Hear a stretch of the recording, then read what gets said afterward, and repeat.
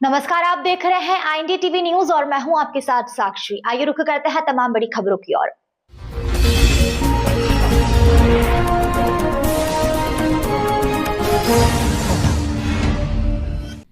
देवास जिले में बारिश जनित बीमारियों से होने वाले मरीजों की संख्या में गत वर्ष की तुलना में कमी देखने को मिली है।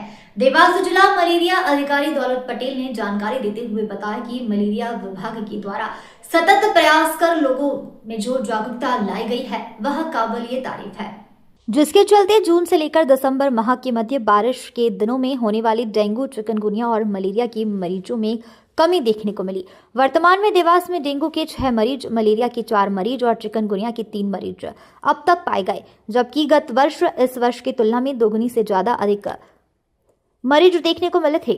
मलेरिया अधिकारी ने आगे जानकारी देते हुए बताया कि विभाग की अवेयरनेस के कारण लोगों में जो जागरूकता आई है, उसके बाद लोगों ने जहां भी एंटीवायरस लार्वा पैदा हुआ उसे नष्ट करने की कोशिश की गई तथा उसके बचने के उपाय करने के कारण मरीजों की संख्या में कमी देखने को मिली है, क्योंकि यह बीमारी बारिश जतन है जो कि जून से लेकर दिसंबर तक जारी रहती है।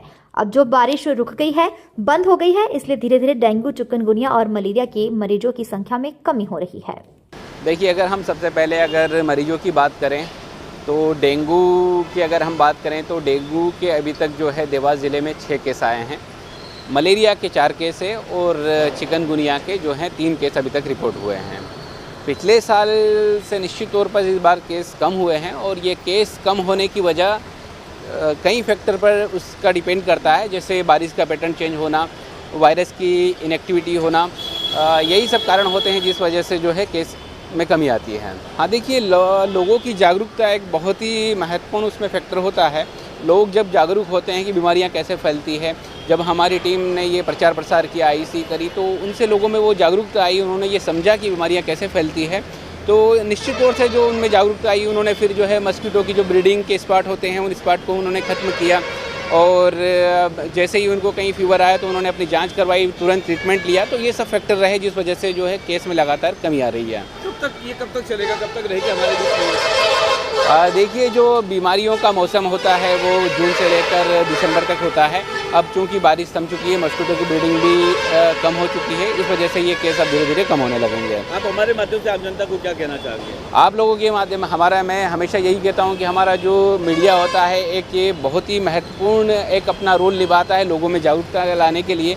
तो आपके माध्यम से लोगों से मैं यही अपील करना चाहूँगा कि वो बीमारियों के प्रति जागरूक रहें, बीमारियाँ कैसे फैलती हैं उनके प्रति वो जागरूक रहें और कहीं अपने आप में अगर कहीं ऐसे वो फील करते हैं लक्षण बीमारियों के, तुरंत उसकी जांच करवाएं और अपना उपचार लें। तो जैसा आपने बताया कि मरीजों की संख्या से कम थी, कोई कैजुअलिटी भी रही इस साल? नहीं, देखिए, कैजुअलिटी नहीं है। जो भी हमें मरीज़ मिले थे वे जो है वो अपना ओपीडी पेशेंट रहे हैं और कुछ आईपीडी भी हुए थे, लेकिन वो ट्रीटमेंट के बाद स्वस्थ हो गए हैं और अपने घर जा चुके हैं। तो कैजुअलिटी तो इस बार नहीं हुई। किन क्षेत्रों से आए थे ये केस सर? देखिए, जो अगर हम डेंगू की बात करें तो डेंगू के जो हमारे 6 केस हैं उसमें से 2 केस ग्रामीण के थे और 4 शहरी क्षेत्र के थे। मलेरिया की हम बात करें तो मलेरिया के जो 4 केस है वो शहरी क्षेत्र के थे और अगर चिकनगुनिया की हम बात करें तो चिकनगुनिया के जो केस थे वो जो है ग्रामीण के थे। फिलहाल खबरों में इतना ही। तमाम खबरों के लिए बने रहिए हमारे साथ।